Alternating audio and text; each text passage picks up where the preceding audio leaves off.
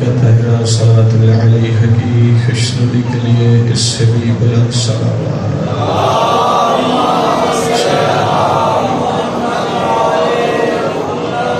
اعوذ باللہ من الشیطان اللعین الرجیم، بسم اللہ الرحمن الرحیم، الحمد لله الذي سمك السماء وندب عباده إلى الدعاء وجعلنا من المتمسكين بالكتاب والسنة والمتمسكين بمنهاج الأئمة الذين أذهب الله عنهم الرجس وطهرهم تطهيرا۔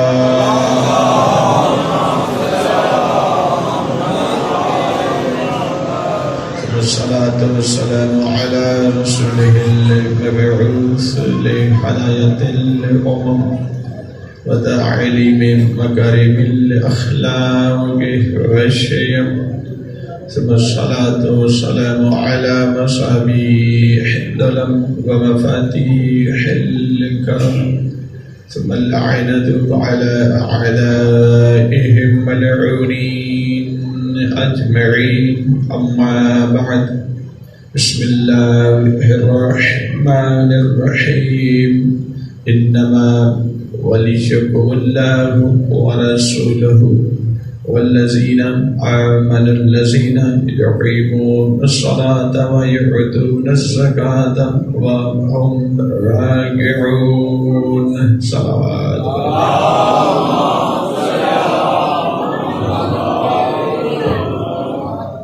نعرہ تکبیر۔ سنے مل کے یکسویں کے اپنی زبانوں کی پاکیزگی میں اضافہ کریں، خالق کبریا کے مقدس نام سے محبت سے خلوص سے عبادت سمجھ کر بلند نعرہ تکبیر، نعرہ رسالت، اپنے مولا کا نام ثواب سمجھ کر بلند نعرہ رسالت، نعرہ حیدری، نعرہ حیدری، حسینیت، حسینیت، یزیدیت، یزیدیت، مل کے باوز بلند صلوات۔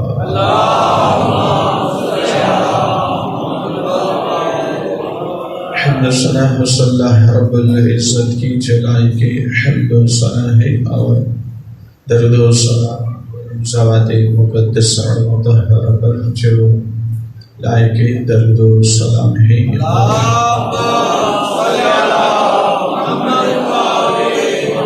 اور نفرت و لعنت ایسے لوگوں پر جو لائق نفرت و لعنت ہے۔ خوش قسمتی ہے آدم صفی اللہ کی۔ توجہ ہے یہ مجلس مجھ سے پہلے کی شروع ہو چکی ہے، میرے حصے کی عبادت کی ابتدا اس جملہ سے ہوا چاہتی ہے۔ اذہان تھوڑے سے میری طرف مبذول فرمائیں، میں پہلا جملہ آپ کی سماعتوں کی نظر کر رہا ہوں، عرض کر رہا ہوں خوش قسمتی ہے آدم صفی اللہ کی۔ آپ سلامت رہیں، آپ جئیں، ہر شر سے محفوظ رہیں۔ جن کی توجہ ہو گئی، جن کی نہیں ہوئی ان کی خاطر پھر تکرار کرتا ہوں، عرض کر رہا ہوں خوش قسمتی ہے ابراہیم خلیل اللہ کی۔ آپ جئیں، آپ زندہ سلامت رہیں۔ خوش قسمتی ہے موسیٰ کلیم اللہ کی، اور خوش قسمتی ہے داؤد خلیفت اللہ کی۔ کیوں کہ ان کی خلقت میرے نبی کے پسینے کے قطروں سے ہوئی ہے۔ ابھی ایسے نہیں، میرے ساتھ ملنے کی کوشش کریں، اذہان تھوڑے سے میری طرف مبذول فرمائیں۔ بڑا مقام ہے آدم صفی اللہ کا بہت رتبہ ہے، نوح نجی اللہ کا بڑی منزلت ہے، اسماعیل ذبیح اللہ کی، کیوں کہ ان کی خلقت میرے نبی کے پسینے کے ایک ایک قطرے سے ہوئی ہے۔ تو جس مصطفیٰ کے پسینے کے قطروں کی تاثیر یہ ہے، بھائی آپ زندہ رہیں، آپ سلامت رہیں، جس مصطفیٰ کے پسینے کے قطروں کی تاثیر یہ ہے کہ ایک قطرہ آئے تو صفی اللہ بن جائے۔ آفرین آفرین۔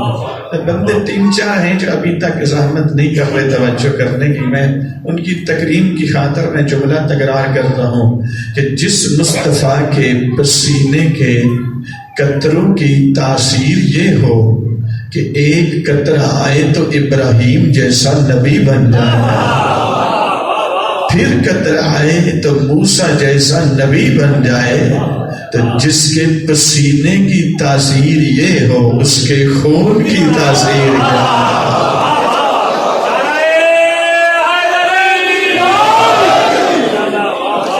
آپ سلام۔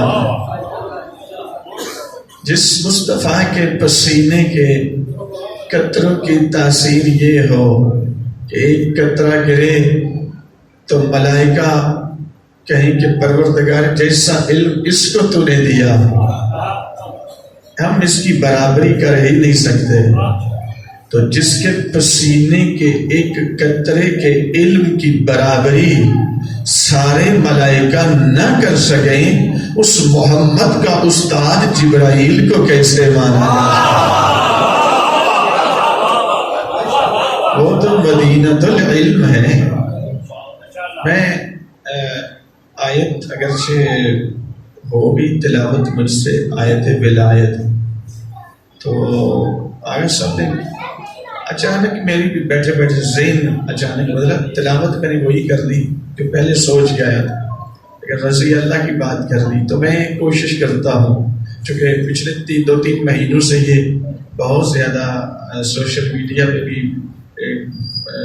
چلا کہ رضی اللہ اور علیہ السلام، تو میں کوشش کرتا ہوں کہ آپ کی خدمت میں فرق واضح کروں کہ رضی اللہ کون ہوتا ہے اور علیہ السلام کون ہوتا ہے، لیکن تھوڑا سا میرے ساتھ اذہان ملائیں گے، ہم آہنگ ہونے کی کوشش کریں گے تو تھوڑی سی مشکل تو آئے گی، پھر ظاہر ہے آپ اتنا اہم ترین عنوان اگر سمجھنا لینا چاہتے ہیں تو میرے ساتھ ملنا تو پڑے گا، تھوڑی سی مشکل تو ہوگی۔ میں عرض کر رہا ہوں جس مصطفیٰ کے پسینے کے قطروں کی تاثیر یہ ہو کہ اللہ قرآن میں فرمائے وَلَلْآخِرَةَ خَيْرٌ لَكَ مِنَ الْأُولَى، حبیب تیری ابتدا بھی بڑی بلند ہے پر تیری انتہا کے کیا کہنے ہیں، جو تیری ابتدا سے بھی بڑی بلند ہے۔ حبیب تیری ابتدا کیا ہے؟ جب تیری ابتدا کسی کی سمجھ میں نہیں آتی تو تیری انتہا سمجھ میں کیسے آئے گی؟ حبیب تیری ابتدا بڑی بلند ہے، وَلَلْآخِرَةُ خَيْرٌ لَكَ مِنَ الْأُولَىٰ۔ ارے نبی کی اپنی ابتدا تو بڑی دور کی بات ہے، نبی کے تو پیروں سے لگی ہوئی نالین جبرائیل کی سمجھ میں نہیں آتی۔ ارے بھائی شب معراج کیوں پریشان ہو گئے؟ آپ کا چہرہ اترنا نہیں چاہیے، میرے ساتھ ملنا چاہیے۔ شب معراج یہی جبرائیل ہے، یہی سید الملائکہ ہے، لیکن ایک مقام پہ جا کے ورد حیرت میں کھڑے ہیں کہ میں اللہ کی وحی کا امین، میں سید الملائکہ، آدم پر وحی جائے تو میں لے کر جاؤں، ابراہیم پر وحی جائے تو میں لے کر جاؤں، موسیٰ پر وحی جائے تو میں لے کر جاؤں، لیکن میں اتنا کچھ ہونے کے باوجود میں تو محمد کے جوتے جیسا نہیں ہے، اللہ محمد جیسا کیسا بنا؟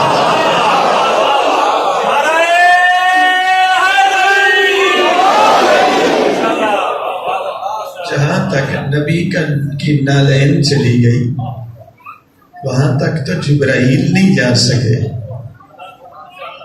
تو جو ہے سامنے نگرہ آپ سلامت رہے۔ ایک جملہ اور سنیں، رضی اللہ اور علیہ السلام۔ میں کوشش کروں گا کہ ولایت کے ساتھ ساتھ ہی دونوں چیزوں کو انہیں کو بھی لے کر چلو، لیکن یقیناً میں چاہ رہا ہوں کہ کم از کم ماحول سازگار ہو جائے۔ ایک جملہ اور سنیں، جس کا کلمہ 23 سالوں میں جا کر مکمل ہو، پھر سنیں، جس کا کلمہ 23 سالوں میں 13 سال مکہ میں صرف لا الہ الا اللہ، 10 سال مدینہ میں ساتھ محمد رسول اللہ، غدیر پہ گئے تو ساتھ، اب گھبرا کے نام لے رہے ہیں، پھر ولایت بھی کہتے ہیں، پھر نام بھی شرما کے لیتے ہیں۔ جس کا کلمہ 23 سالوں میں مکمل ہو اسے رضی اللہ کہتے ہیں۔ اور جو نبی کی دنیا میں آمد پہ اقرار رسالت بھی کرے، اقرار ولایت بھی کرے، اسے علیہ السلام ہے۔ آپ چاہیے آپ سلامت رہیں، آپ زندہ سلامت رہیں۔ تھوڑے سے وقفہ اگر کم کریں، آگے بڑھیں تھوڑا سا۔ یہ جگہ آپ نے خالی چھوڑی ہوئی ہے، شاید موبائل تو اوپر ہے تو رکاوٹ نہیں ہونا چاہیے، تھوڑے سے آگے بڑھے، ماحول تھوڑا بہتر بنے۔ صلوات پر محمد و آل محمد۔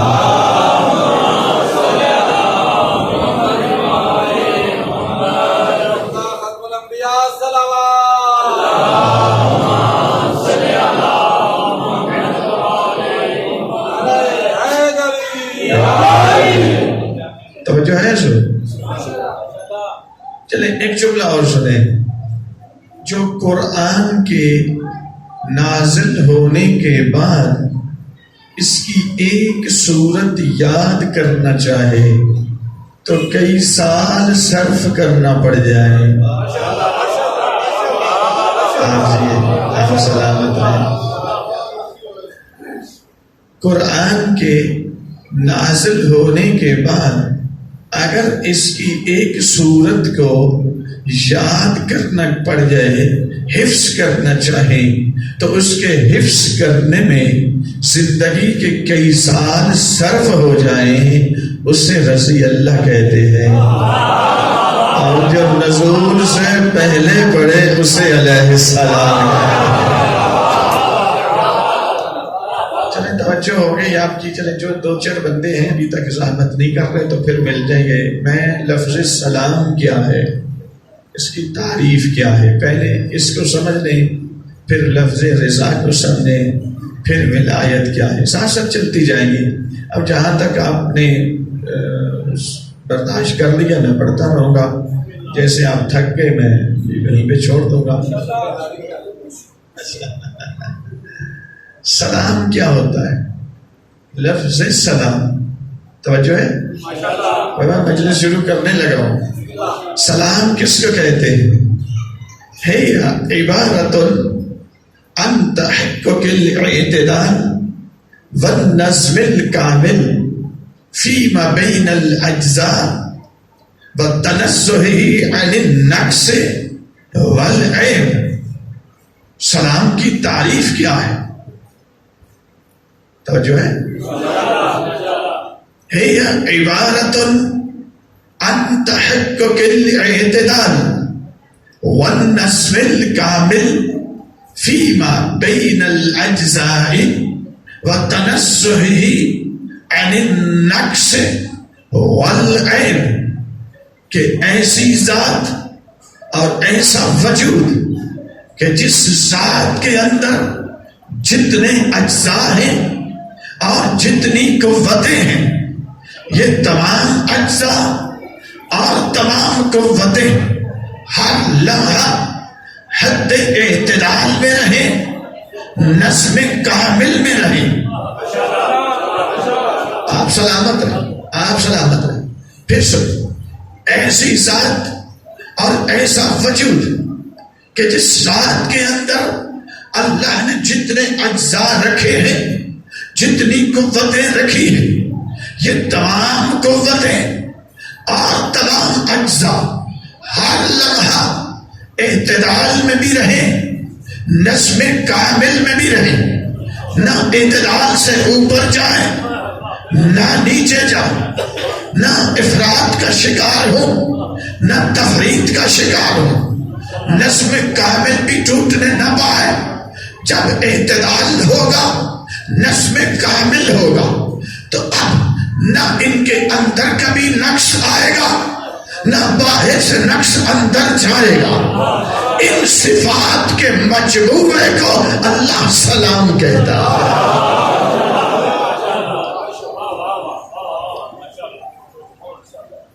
توجہ ہے سب؟ پھر سنیں، مجھے جلدی کوئی نہیں اگر آپ کو نہیں ہے۔ پھر سنیں، سلام کس کو کہتے ہیں؟ سلام کی تعریف کیا ہے؟ عبارت عن تحقق الاعتدال والنصف الكامل فيما بين الاجزاء والتنزه عن النقص والعیب، ایسی ذات اور ایسا وجود کہ جس وجود کے اندر اللہ نے سر سے پاؤں تک جتنے اجزاء رکھے ہیں، وہ اجزاء میں سے کوئی ایک جز بھی کبھی اللہ کی مخالفت میں نہ جائے۔ آپ سلامت۔ ظاہر ہے تھوڑی سی مشکل جملہ ہے، تعریف ہے، ابھی ابتدا ہے، تو انشاءاللہ مشکل سے نکل آئیں گے، لیکن اتنی جلدی نکلیں گے جتنی جلدی آپ کی توجہ پوری ہو جائے گی۔ ایسا ہی ذات اور ایسا وجود کہ جس کے اندر اللہ نے جتنے اجزاء رکھے ہیں، ان اجزاء میں سے کوئی ایک جز بھی ایک لمحے کے وقفے کے لیے نہ اللہ کی مخالفت میں استعمال ہو، نہ قانون الہی کی مخالفت میں جائے، اور جتنی قوتیں اللہ نے رکھی، قوت عاقلہ، قوت واہمہ، قوت متخیلہ، دیکھنے کی قوت، سننے کی قوت، سونگنے کی قوت، ہر قوت ایک لمحے کے وقفہ کے لیے اللہ کی مخالفت میں نہ جائے۔ اس نہ جانے کی وجہ سے اس بدن کے اندر اجزاء اور جو قوتیں ہیں وہ ہر لمحہ اعتدال میں بھی رہے گی، نظم کامل بھی برقرار رہے گا۔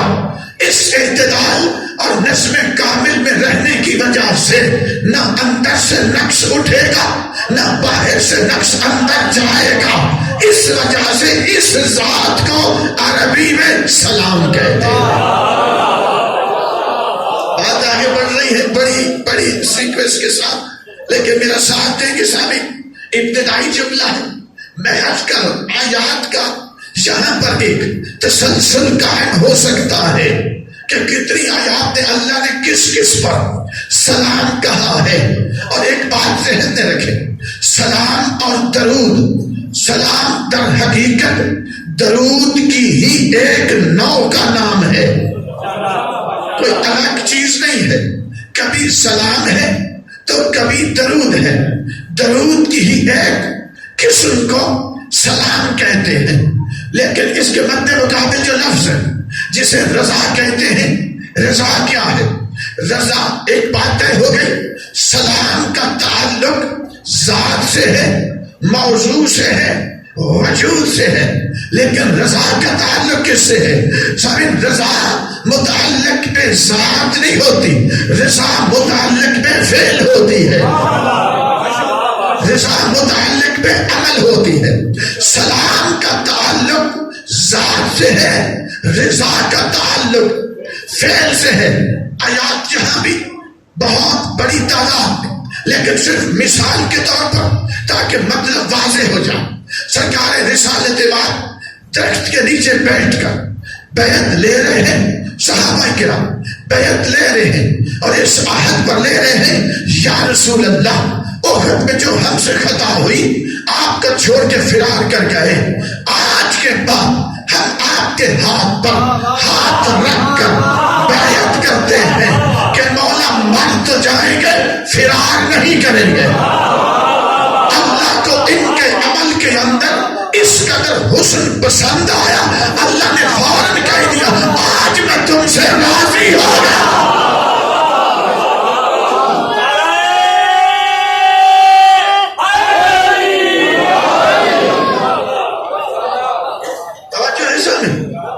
لفظ رضا، اللہ کو عمل پسند آیا، کہا راضی اللہ عنہ ورضوا عنہ، آج مجھے تمہارے عمل کے اندر حسن پسند آیا، حسن عمل پسند آیا، آج میں نے اپنی رضا کا اعلان کیا ہے، سلام کا اعلان نہیں کیا۔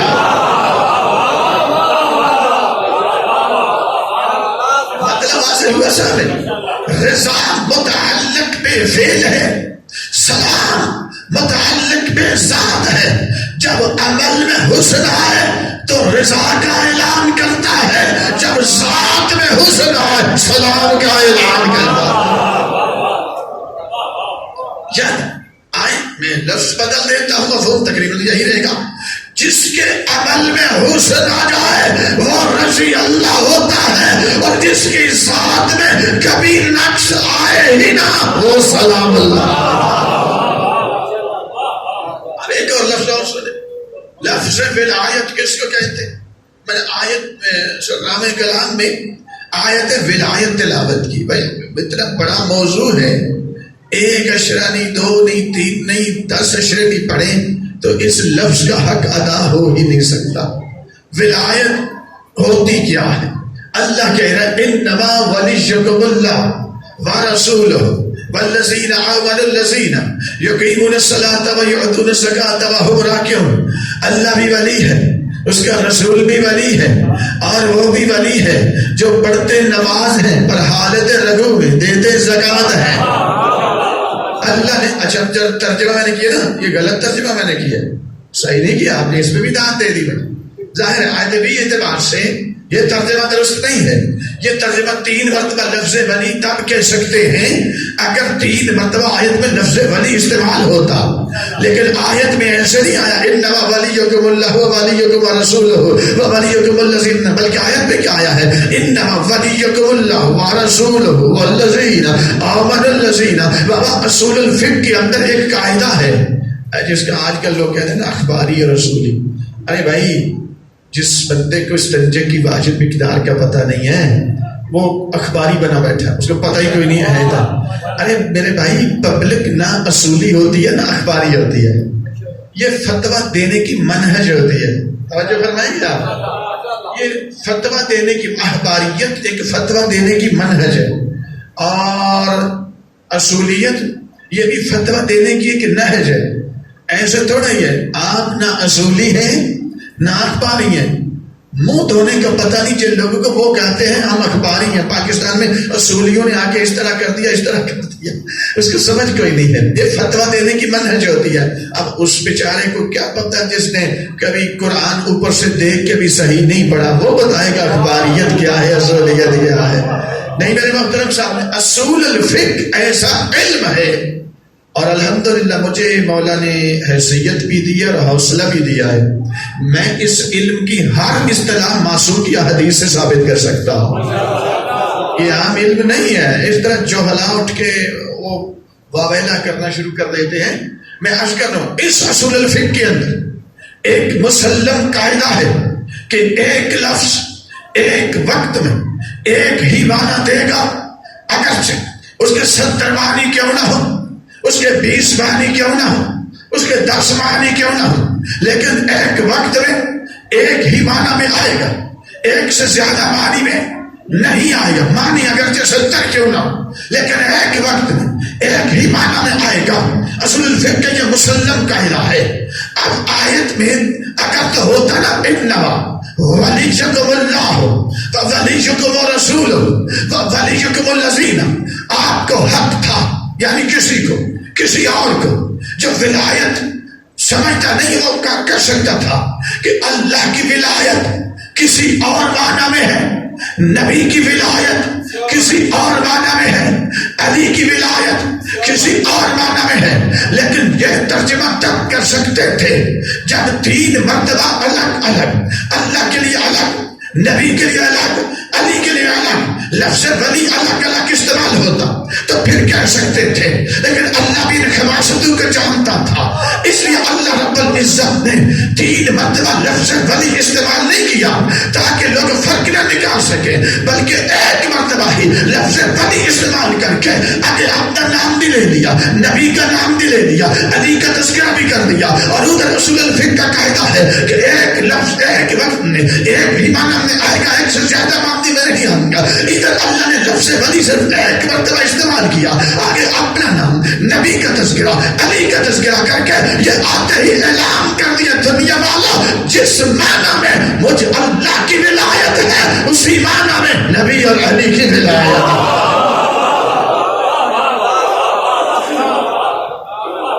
اب ظاہر ہے تو اللہ کی ولایت ولایت ذاتیہ ہے، علی کی ولایت، نبی کی ولایت عرضیہ ہے۔ تو یہ معاملہ کیا ہے؟ جبکہ ولایت ذاتیہ اور ہوتی، ولایت عرضیہ اور ہوتی۔ آ گیا، میں ولایت شروع کر رہا ہوں۔ ارے کے ساتھ ہی رضی اللہ علیہ السلام بھی چلے گئے، لیکن آپ تھوڑا سا اس لفظ کو تھوڑا صحیح سمجھ لیں۔ سامعین گرامی، ولایت ذاتیہ اللہ کی ولایت ہے، ولایت عرضیہ نبی اور علی کی ولایت، حسن مولا کی ولایت، حسین آقا کی ولایت، سید سجاد کی ولایت، سرکار حجت کی ولایت، ولایت عرضیہ ہے۔ ولایت ذاتیہ اور ہوتی ہے، ولایت عرضیہ اور ہوتی ہے۔ ولایت ذاتیہ کیا ہے؟ ولایت عرضیہ یعنی جس کی ذات اور ولایت میں ترکیب نہ ہو، جدائی نہ ہو، جو ذات ہے وہی ولایت ہے۔ توجہ ہے سامعین، لیکن ایسی ذات کہ جس کی ذات پر ولایت کا اتارا جائے اسے ولایت عرضیہ کہتے ہیں۔ مثلا آپ بیٹھے ہیں، پنکھے کی ہوا لگ رہی ہے، اب ظاہر ہے یہ ہوا لگنا آپ کی ذات میں شامل نہیں، آپ کی ذات میں عارض ہو رہی ہے، اسے عرضیت کہتے ہیں۔ یعنی ذات اور ہو، ہوا اور ہو، اور وہ آپ کے جسم پہ جیسا جا کے لگ جائے، اسے عرضیت کہتے ہیں۔ میں مثال دیتا ہوں اور سادہ سی، مثلا آپ ایک برتن میں پانی لیں، اوپر پانی لے کر آگ میں ڈال، آگ کے اوپر رکھ دیں، آگ کیا کرے گی؟ آگ ٹچ کرے گی برتن کو اور حرارت اپنی منتقل کرے گی برتن کے اندر، برتن اپنی حرارت منتقل کرے گا پانی کے اندر۔ تھوڑی دیر کے بعد کیا ہوگا؟ آپ جب پانی ابلنے لگے نا، آپ اپنی انگلی ذرا حوصلہ کر کے پانی میں ڈالیں، نتیجہ بتانے کی ضرورت ہی نہیں۔ اچھا چلیں، اس نے تو جلا دی نا انگلی آپ کی، لیکن اگر یہی انگلی یا دوسرے ہاتھ کی انگلی نیچے جلتی ہوئی آگ میں ڈال دیں تو نتیجہ پھر واضح ہے۔ بچے بھی جانتے بلکہ پاگل بھی جانتے ہیں کہ ادھر ہاتھ کرنے سے یہ جلا دے۔ اب بندہ وہ پاگل نہیں ہوگا جو یہ کہے کہ یہ جو پانی ہے میں نے اس میں انگلی ڈالی۔ بھائی بڑی توجہ اور بہت بڑا جملہ میں اپنے سامعین کو ہدیہ کرنے لگا۔ وہ بندہ پاگل نہیں ہوگا کہ جو یہ بندہ کہنا شروع کر دے کہ میں نے چونکہ پانی میں ہاتھ ڈالا تو پانی نے میری انگلی کو جلا دیا، آگ میں انگلی ڈالی تو آگ نے جلا دی، لہذا یہ جو پانی ہے، یہ جو انگلی کو جلا رہا ہے، یہ پانی نہیں ہے، یہ آگ ہے۔ بہت توجہ چاہتا ہوں میں اس جملے میں، یہ پانی نہیں، یہ آگ ہے۔ کیوں؟ اچھا جو بھی یہ کہے گا نا کہ چونکہ اس پانی نے میری انگلی کو جلایا تو جلاتی ہے آگ، لہذا یہ پانی نہیں یہ آگ ہے۔ لتے کے والا چیمہ میں جتنے پاگل ہیں وہ آ کر اس کو پاگل کہنا شروع کر دیں گے۔ کیوں؟ اس لیے کہ یہ پاگل بھی جانتے ہیں پانی اگرچہ جلا رہا ہے پر پھر بھی پانی پانی ہے، آگ آگ ہے۔ اللہ بھی مردے کو زندہ کرتا ہے، نبی اور علی بھی مردے کو زندہ کرتے ہیں، پر مردے کو زندہ کرنے کے باوجود علی علی ہے، اللہ اللہ۔ اس سے بڑا احمق دنیا میں کون ہو سکتا ہے جو شخص یہ کہے کہ چونکہ یہ پانی میری انگلی کو جلا رہا لہذا یہ پانی ہی آگ ہے، نہیں میرے بھائی، یہ جلانے کی طاقت اس میں اگرچہ آ گئی، لیکن ایک بات ذہن میں رکھیں، یہ پانی کی ذات میں جلانا شامل نہیں۔ جب سے یہ آگ کے ساتھ ارتباط میں آیا، وہ خصوصیت ادھر بھی آ گئی۔ جو خصوصیت ادھر تھی، آگ کی ذات میں جلانا شامل تھا، پانی کی ذات میں نہیں تھا، بلکہ اس میں عارض ہو گئی۔ سمجھ آ گئی؟ اس حرارت کو حرارت عرضیہ کہتے ہیں، آگ کی حرارت کو حرارت ذاتیہ کہتے ہیں۔ اللہ کی ولایت ذاتی ہے، نبی علی کی ولایت عرضی ہے، پر عرضی ہو کر بھی مجازی نہیں، یہ بھی ولایت حقیقی ہے، وہ بھی ولایت حقیقی ہے۔ جیسے پانی نے آپ کی انگلی کو جلا دیا تو مجازی طور پہ تو گرم نہیں نا، جو مجازی طور پہ گرم ہوتا ہے وہ جلاتا نہیں، اس کے آثار نہیں طاری ہوتے۔ اس کا مطلب یہ ہے کہ یہ آپ تھک کے سارے شاید گھبراہٹ ہیں، میں تو بھی موضوع اپنا سیدھا کر رہا ہوں۔ ایک سلام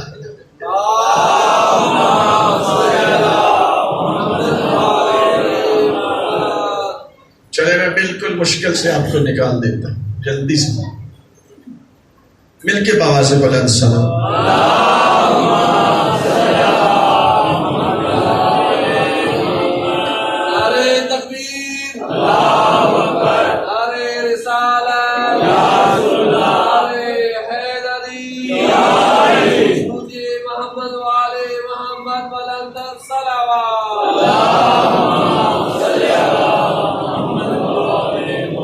اس میں جتنا آگے جائیں گے نا، میرے لیے پیچھے پلٹنا مشکل ہو جائے گا، لیکن یہیں پہ رک جاؤں۔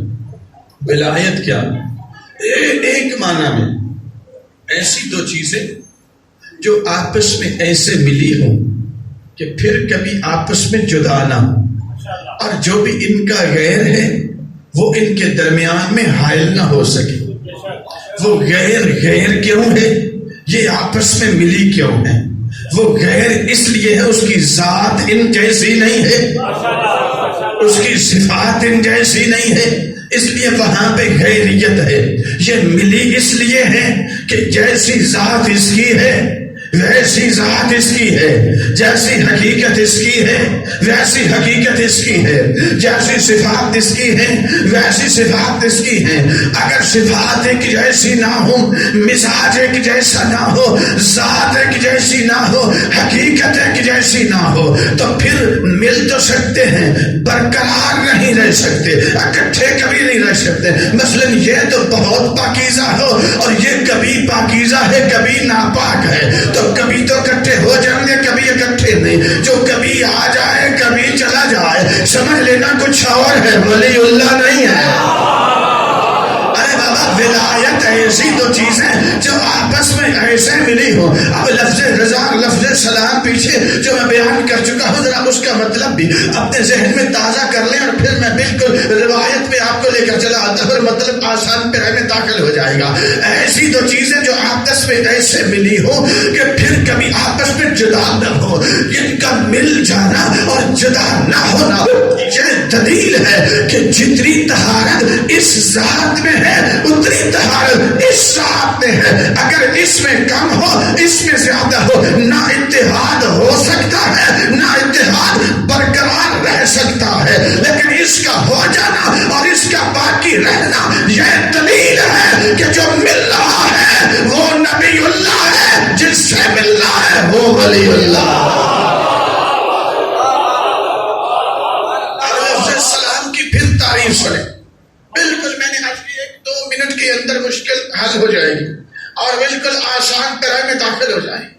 میرے محترم سامعین، ایسی ذات اور ایسے وجود کہ جس وجود کے اندر اللہ نے جتنی قوتیں رکھی ہیں، جتنے اجزاء رکھے ہیں، وہ تمام اجزاء اور تمام قوتیں ہر لمحہ توافق کے حق میں ہوں، اللہ کی مخالفت میں نہ جائے، حد اعتدال میں رہے، نظم کامل کبھی ٹوٹنے نہ پائے۔ اس نظم کامل اور اعتدال کی وجہ سے نہ ان اجزاء کے اندر کبھی نقص اٹھتا ہے، نہ باہر سے نقش اندر جا سکتا ہے. ان تمام صفات کے مجموعے کو عربی میں سلام کہتے ہیں.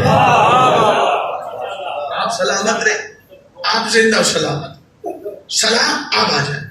اگر اور پھر ایسی دو چیزیں جو آپس میں ایسے ملی ہوں کہ پھر کبھی جدا نہ ہو، ان کا جدا نہ ہونا یہ دلیل ہے کہ جیسی طہارت ادھر ہے ویسی طہارت ادھر ہے. بالکل ایسے ہیں. مثلا آپ وضو کرتے ہیں تو آپ قرآن کے لفظوں کو چھونے کے قابل ہیں. جیسے ہی وضو ختم ہو گیا قرآن کے لفظ کو چھونا حرام ہو گیا.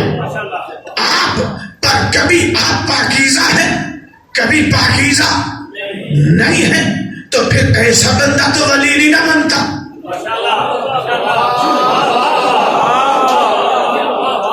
جس نے زندگی میں کبھی غسل جنابت بھی نہیں سیکھا وہ ولی نہیں ہوتا، وہ سادھو ہوتا. جس کو استنجا کی واجب مقدار کا پتہ کوئی نہیں وہ کچھ اور تو ہو سکتا ہے، ولی اللہ نہیں ہو سکتا. لذا سامعین، ولی کون ہے؟ ایک چھوٹی حدیث لیں اور اس کے بعد مجلس شروع ہو جائے گی. حدیث کیا ہے؟ بھائی آپ قرآن کو کبھی چھو سکتے ہیں کبھی نہیں چھو سکتے. حالت طہارت میں ہوں گے قرآن کے لفظوں کو چھو سکیں گے. وضو ٹوٹ جائے گا، قرآن الگ ہے آپ الگ ہے. لیکن جس کو اللہ نے ولی بنایا ہے اس کے لیے نبی فرما کے گئے ہیں القرآن و علی شمال قرآن. علی تو جس حالت میں چلا جائے قرآن تجھ سے جدا نہیں ہے، تو قرآن سے جدا.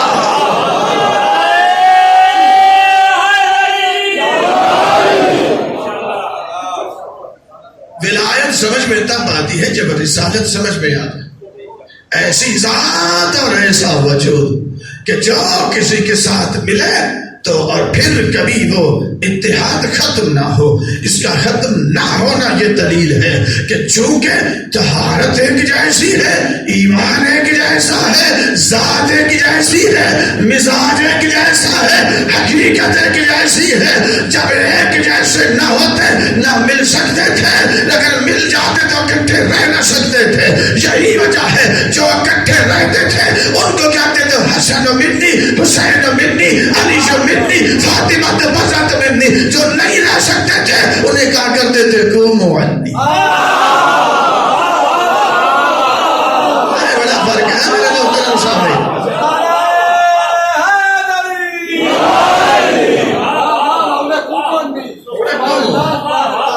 انہیں کہا کرتے تھے. اب میرے محترم سامعین گرامی، میں ایک حدیث آپ کی خدمت میں پیش کرنے لگا ہوں. اگر رسالت کا وجود میں کتنی طہارت ہے، جیسی طہارت ادھر ہے ولی وہ ہو سکتا ہے. اگر ویسی ہی طہارت اس کے وجود کے اندر ہوگی تو سمجھ لینا ولی ہے. اگر ویسی نہیں ہے تو پھر کچھ اور ہے، ولی نہیں ہے.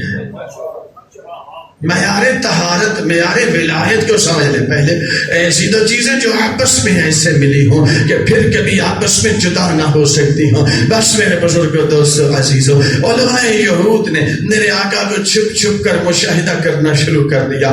ایسے 98-99% علامات میرے مولا کی جو نبوت کی سرکار موسیٰ علیہ السلام اور انبیاء ما سبق بتا چکے تھے وہ ظاہر ہو چکی تھی، پوری ہو چکی تھی. مسلمان بڑا عاشق ہے، بہت بڑے محبت کا اظہار کرتا میرے نبی کے ساتھ، ہمارے نانا کے ساتھ، ہماری جد کے ساتھ بڑی محبت. اور ہمیں کہتا ہے یہ کافر ہے، یہ گستاخ رسول ہے. دیکھ لیتے ہیں بندہ گستاخ کون ہے اور عاشق رسول کون ہے.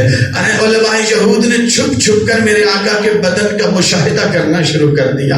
ابھی میرے نبی 40 سال کے نہیں ہوئے تھے، ابھی ظاہری طور پر 2-3 سال کے، 4 سال کے تھے.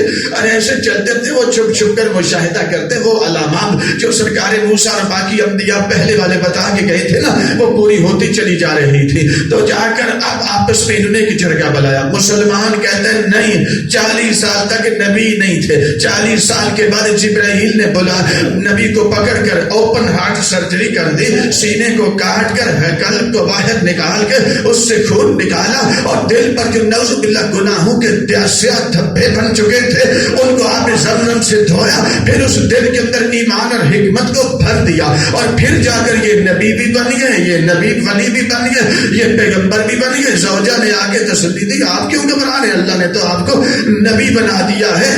اگر اس کا نام عشق ہے تو توہین کس کو کہتے ہو؟ اگر یہی عشق ہے تو پھر وہ کیا شے ہوتی ہے؟ میرے محترم سامعین گرامی ذرا غور کریں، علماء یہود میرے نبی ابھی تھوڑا تھوڑا چل رہے ہیں، ان کو نبوت کی علامات نظر آ رہی ہیں، تجھے 40 سال تک نبوت نظر کوئی نہیں آئی، تو پھر بھی عاشق ہے، اور اگر اس کا نام عشق ہے تو توہین کیا ہوتی ہے؟ میرے محترم سامعین گرامی علماء یہود نے دیکھا، ایک جملہ اب بالکل میں نے کہا کہ بالکل آسان پڑھائی میں داخل ہو گئے۔ علماء یہود نے ایک مرتبہ مشاہدہ کرنا شروع کر دیا، میرے نبی کا 99% علامات مکمل ظاہر ہو چکی ہیں جو میرے آقا کے بدن کی سرکار موسیٰ باقی انبیاء ما سبق بتا چکے تھے۔ ایک تو علامات ایسی تھی جو پوری ہونا باقی تھی۔ انہوں نے آپس میں ایک جرگہ بلایا، جرگہ بلا کر آپس میں مشاورت مانگی کہ بھئی یہ جو علامات ہمارے موسیٰ بتا کر گئے ہیں نا، وہ تقریباً 99% پوری ہو چکی ہے، 1% جو ایک تو علامات ایسی ہے جو پوری ہونا باقی ہے، وہ علامات ایسی ہے، لذا ایسے کرم کی کیا طریقہ بنائے، کیا طریقہ کرم، کیا اسلوب اپنائے کہ ہم نے وہ علامات پوری ہو جائے اور ہم ان کی نبوت کو ابھی سے تسلیم کر لیں۔ بڑی تجاویز آئی، کہا نہیں جو علامت بتائی ہے اسی کے مطابق پہلا اسٹریٹجی طے ہوتی، طریقہ کار بن گیا۔ طریقہ کار بننے کے بعد انہوں نے سیدھا مکہ کا رخ کیا۔ مسجد الحرام نے سرکار عبد المطلب نبی اکرم کے دادا ایسے مسجد پہ بیٹھے ہیں، 9 بیٹے سامنے بیٹھے ہیں، جو اتنے میں علماء یہود نے آ کر سلام کیا، دستور زمانہ کے مطابق گفتگو کا ابتدام کر دی اور آپ کے خاندان کی تعریف کی، اور جو طریقہ ایک دستور زمانہ ہوتا ہے اس طریقے سے گفتگو کرنا شروع کر دی۔ سامعین کرام نے جب گفتگو ہوتی گئی، آت کرتے کرتے بولا آپ کے خاندان ایسا، آپ کا نسب ایسا، آپ کا حسب ایسا، آپ کے خاندان کے یہ کردار، آپ کے خاندان نے یہ احسان کیا، یہ احسان کیا، اور پھر سرکار عبد المطلب نے آتے ہیں اور کہتے ہیں کہ آپ کے بھی بڑے احسان ہیں، آپ نے فلاں موقع پہ یہ کیا۔ ایک لمبی داستان ہے، لمبی گفتگو ہے، دستور زمانہ کے مطابق اب وہ اپنے پوائنٹ پہ آنا چاہتے ہیں۔ اچھا مولا ہم چاہتے ہیں ایک احسان جب باقی عربوں پہ آپ نے اتنے بڑے احسانات کیے ہیں، ایک احسان ہمارے پر بھی کریں۔ ہاں بتاؤ کیا چاہتے ہو؟ کہ ہم آپ کی دعوت کرنا چاہتے ہیں، آپ کو کھانے پہ بلانا چاہتے ہیں، لذا ہمارے اوپر آپ احسان کریں، آپ ہماری دعوت کو رد نہ کریں، ٹھکرائیں گے نہیں، آپ ہماری دعوت کو قبول کر لیں۔ فرمایا ٹھیک ہے، ہم تمہاری دعوت پہ آ جائیں گے، تمہارے گھر میں آ جائیں گے، تمہارے کھانے پہ آ جائیں گے۔ کہا اب اصل اگلے جو پوائنٹ پہ آنا چاہتے ہیں، اچھا آپ کے کوئی بیٹے بھی ہیں؟ فرمایا ہاں بیٹے ہیں۔ جانتے تھے تجاہل عارف ہم نہ کر رہے ہیں، آپ کے کوئی بیٹے ہیں؟ فرمایا ہاں اللہ نے 10 بیٹے دیے تھے، ایک دنیا سے چلا گیا، 9 یہ تمہارے سامنے بیٹھے۔ کہا مولا اگر یہ بھی ساتھ ہے، اچھا مولا میں کہہ رہا ہوں، ابھی وہ نہیں کہہ رہے تھے، میں چونکہ اس کے علاوہ انہیں کہہ کچھ نہیں سکتا، اس لیے میں مولا ہی کہوں گا۔ میرے محترم سامنے لے کر ہم نے کہا کہ مولا اگر یہ بیٹے بھی آ جائیں ہمارے لیے بڑا فخر ہوں گا۔ فرمایا ٹھیک ہے، یہ میرے بیٹے بھی آ جائیں گے۔ اتنے میں 4 یا 5 سال کے مصطفیٰ ایسے دوڑتے ہوئے آئے، اپنے دادا کے کبھی زانوں پہ بیٹھ جاتے ہیں، کبھی کندھوں پہ بیٹھ جاتے ہیں۔ علماء یہود اب جانتے ہیں، پہچانتے ہیں۔ اچھا مولا یہ بتائیں یہ شہزادہ کون ہے؟ آپ کے بیٹے کو مسند پہ ہاتھ رکھنے کی اجازت نہیں ہے، یہ بچہ شہزادہ ایسا ہے جو کبھی آپ کے کندھوں پہ بیٹھ جاتا ہے، کبھی آپ کے زانوں پہ بیٹھ جاتا ہے۔ فرمایا یہ میرے اسی بیٹے کا بیٹا ہے جو دنیا میں اب نہیں ہے۔ کہ مولا اگر یہ بھی آ جائے نا تو ہماری تو سعادتوں کی انتہا ہو جائیں گے۔ فرمایا جب بیٹوں کی باری رہی نا تو پوچھا نہیں ہے، کہا یہ آ جائیں گے، لیکن کہا اگر یہ بھی آ جائیں ہماری سعادتوں کی انتہا نہیں رہے گی۔ فرمایا تھوڑا سا صبر کرو، پہلے مجھے اجازت لے لیں،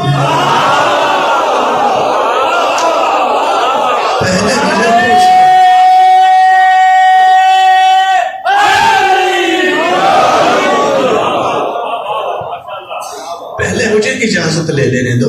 اچھا اجازت مل گئی، اوکے ہو گیا، دن کا تقرر ہو گیا، رستے کا تعین ہو گیا، جگہ کا تعین ہو گیا۔ اب وقت مقرر پر اس مقرر دن پر قافلہ چل پڑا، لیکن چلنے کا انداز بڑا عجیب ہے۔ کیسے؟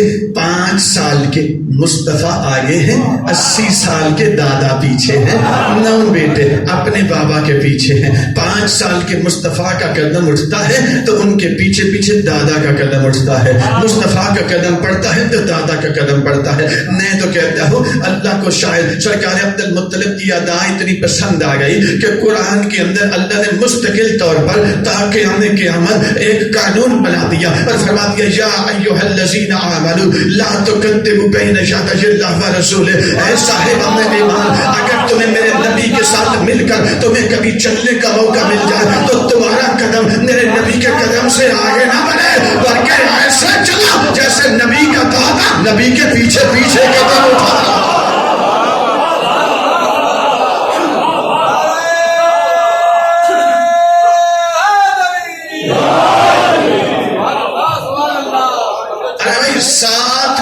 ایسے ہیں جو سرکار عبد المطلب نے نبی اکرم کی دنیا میں آمد سے پہلے کیے۔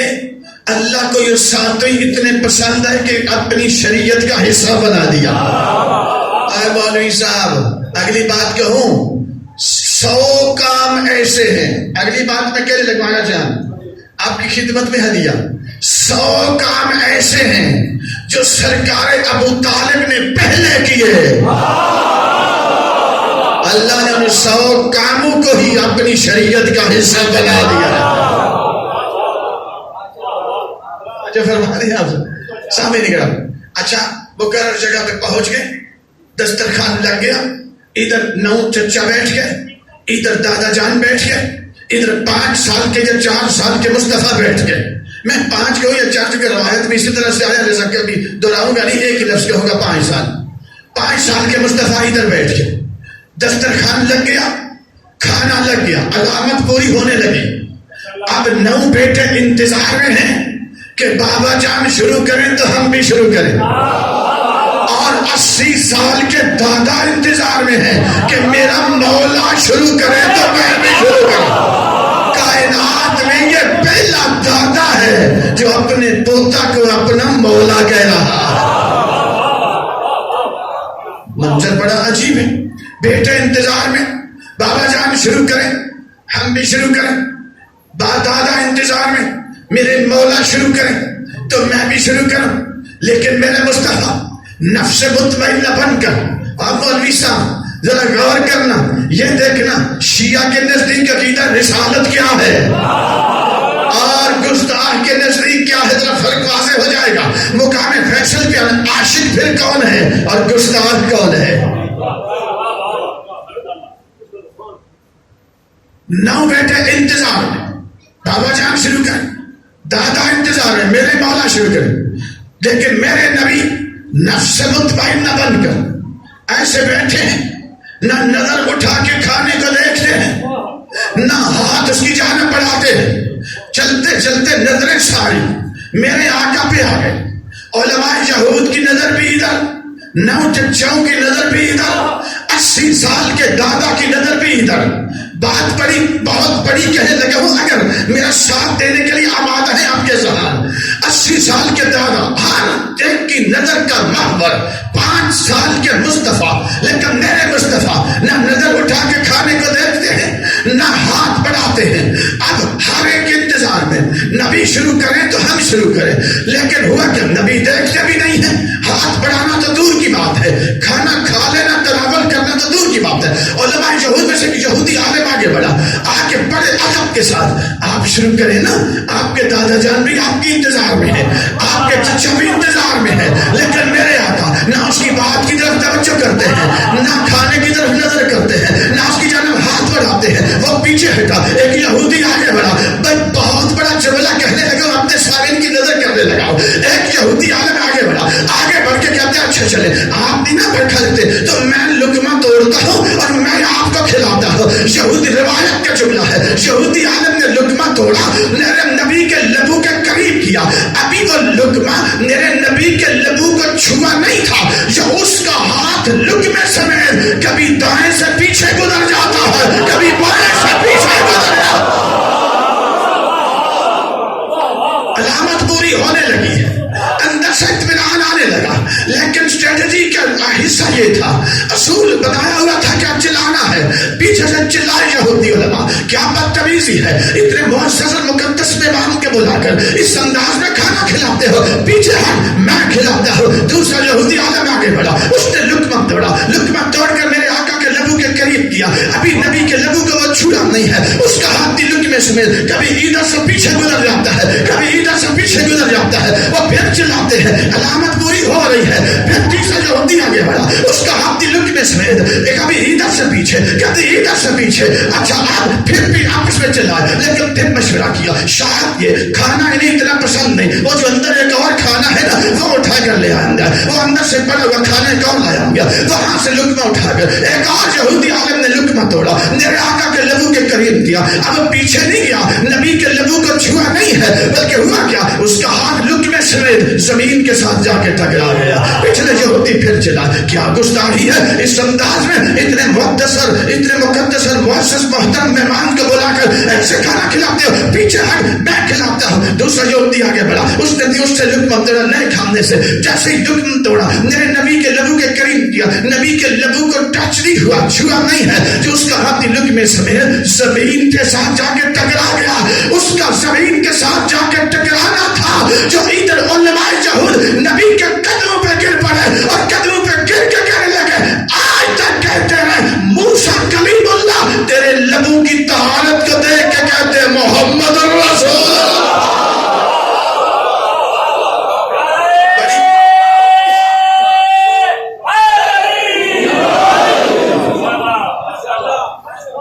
بڑی عجیب بات، بڑا عجیب مرحلہ میرے شاگرد گرامی۔ اب علماء یہود ابھی تو میرے آقا بولے کوئی نہیں ہے، انہوں نے اپنی نبوت کا اعلان کوئی نہیں کیا، وہ کیسا عاشق ہے جو کہتے ہیں 40 سال تک نبی کوئی نہیں تھے، یہ دیکھتے سے بھی 4 یا 5 سال کے ہیں، انہیں علامات نبوت پور 100% نظر آ چکی ہیں۔ آج ہم نے نبی کو کہتے ہیں آج تک کہتے ہیں موسیٰ کلیم اللہ، آپ کے لبوں کی طہارت کو دیکھ کے کہتے ہیں موسیٰ کلیم اللہ۔ اے علماء یہود آپ کو کیسے پتا چلا یہ نبی ہے؟ فرمایا اب ہم سے پوچھو، ہم سے سمجھنے کی کوشش کرو، ہمیں سمجھانے کی کوشش نہ کرو، اس لیے کہ ہمارے موسیٰ ہمیں بتا کر گئے ہیں کہ آخری نبی ہوگا، ان کا بدن اتنا پاک ہوگا۔ مجھے نہیں پتا کون اس جملے کو ذہن میں جگہ دے اور کون ہواؤں کی نظر کر دے، ہمارے موسیٰ نے ہمیں بتایا ہے آخری نبی ہوں گے، ان کا بدن اتنا پاک ہوگا کہ کسی کافر کے ہاتھ کا بنا ہوا کھانا اس نبی کے لبوں کو چھو نہیں سکے گا۔ ہمارے موسیٰ ہمیں بتا کر گئے ہیں کہ جو آخری نبی ہوں گا اس کے ہونٹ اتنے پاکیزہ ہوں گے کہ کسی کافر کے ہاتھ کا بنا ہوا کھانا اس نبی کے لبوں کو چھو نہیں سکے گا، بلکہ کبھی پیچھے گزر جائے گا، کبھی نیچے گر جائے گا۔ تو مسلمان ابو طالب کو کافر کہتے ہوئے تجھے شرم آنا چاہیے، اس لیے کہ اگر ابو طالب ایسے ہی ہوتے تو پھر میرے محمد کو اٹھا کے اپنی گود میں بٹھا کے اپنے ہاتھوں سے کھانا کھلایا کیسا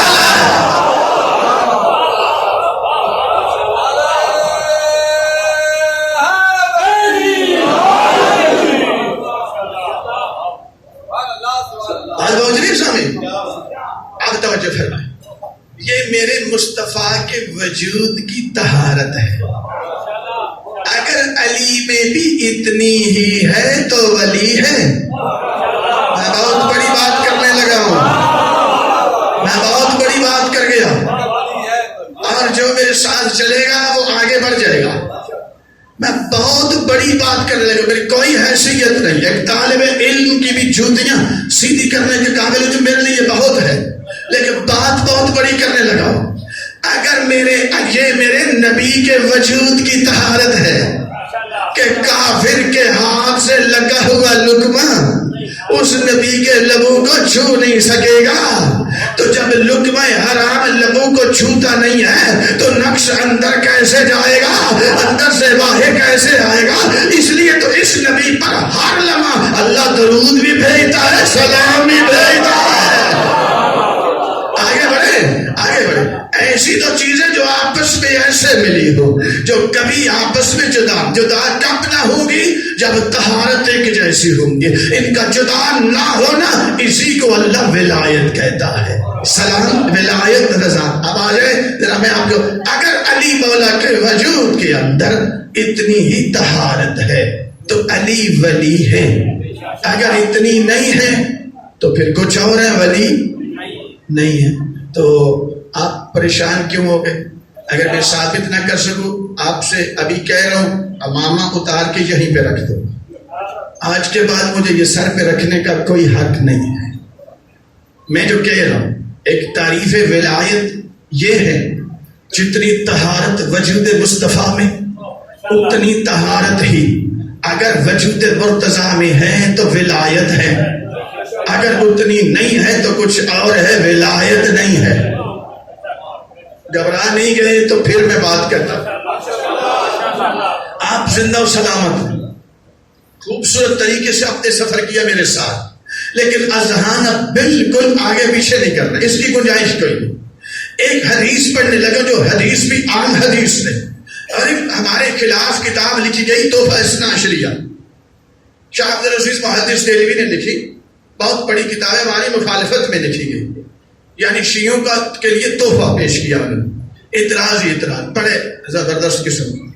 اس کے 56 جواب ہمارے علماء نے دیے, اور جو سب سے بڑا جواب ہے حضرت علامہ سید حامد حسین موسوی لکھنوی آل اللہ مقام نیشا پور میں دفن ہے, انہوں نے لکھا 40 جلدوں پر ابقات الانوار, اس میں ایک پوری جلد اس حدیث پہ لکھی ہے جو میں بھی بیان کرنے جا رہا ہوں, اور اس حدیث کا تواتر ثابت کیا. حدیث متواتر عام حدیث نہیں ہے, حدیث متواتر اس حدیث کو کہتے ہیں جس پر ایمان لانا ایسے ہی واجب ہوتا ہے جیسے آیت قرآن پر لایا جاتا ہے. اس کا انکار ایسے ہی کفر ہوتا ہے جیسے قرآن کی آیت کے انکار سے بندہ کفر کافر ہو جاتا ہے.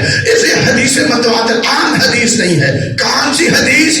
سامعین اب غور کریں, پھر ذرا مطلب سے پچھلے مطلب سے ہٹنا نہیں ہے کہ اگر وجود مصطفیٰ کی طہارت کا معیار تو یہ ہے کہ چونکہ ان نبی کے لبوں کی طہارت یہ کہ کافر کے ہاتھ سے لگا ہوا لقمہ نہ نبی کے لبوں کو چھو سکتا ہے نہ اندر جا سکتا ہے, کبھی پیچھے کوئی کدھر جائے گا یہ نیچے گر جائے گا, یہ نبی کے لبوں کی طہارت ہے. اگر تو وجود علی میں اتنی طہارت ہے تو پھر ولایت ہے, اگر اتنی نہیں ہے پھر کچھ اور ولایت نہیں ہے. اور اگر اتنی آ جائے اندر اور باہر تسلیم کر جائے تو پھر زبان پہ بھی اقرار ہی ہونا چاہیے. حدیث کا نام ہے حدیث سد الابواب. میرے نبی نے اعلان کیا صحابہ کرام کو بلا کر کہ اللہ کا حکم ہے جس جس کا دروازہ مسجد نبوی کے اندر کھلتا ہے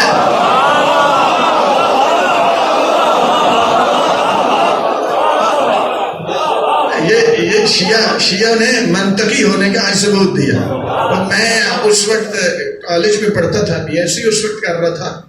ہمارے ایک پروفیسر تھے, پروفیسر ڈاکٹر سید ظہیر الحسن نقوی صاحب, لاہور سے آتے تھے اور میں باٹنی کا لیکچر دیتے تھے. وہ تو اکثر مومن ہے, ابھی تو جمعہ ہمارے ساتھ ہی پڑھتے, تو وہ اکثر کہا کرتے یار یہ شیعہ منطقی بڑے ہوتے. تو اسٹوڈنٹ سے پوچھا سر یہ کیوں؟ کہا کہ بھائی یہ اس لیے کہ آپ بات کریں یہ نتیجے تک چلے جاتے ہیں. تو بالکل مقولہ فٹ آ گیا. میرے آقا ویسی طہارت اگر نظر آ جائے تو پھر انکار کفر, ایمان واجب. کیسے؟ میرے نبی فرماتے اے میرے صحابہ آج میں اعلان کر رہا ہوں, اللہ کہہ رہا ہے جس جس کا دروازہ مسجد کے اندر کھلتا ہے وہ اپنا اپنا دروازہ بند کر دے. جس جس کی کھڑکی مسجد کے اندر کھلتی ہے وہ اپنی کھڑکی بند کر دے. جس کا روشن دان ادھر کھلتا ہے وہ بند کر دے. سب نے کیا. ایک صحابی ہے, یا رسول اللہ میں آپ کے چہرے کی زیارت کا عاشق ہوں, دروازہ تو بند, لیکن مولا میں چاہتا ہوں میں گھر کے اندر بھی رہوں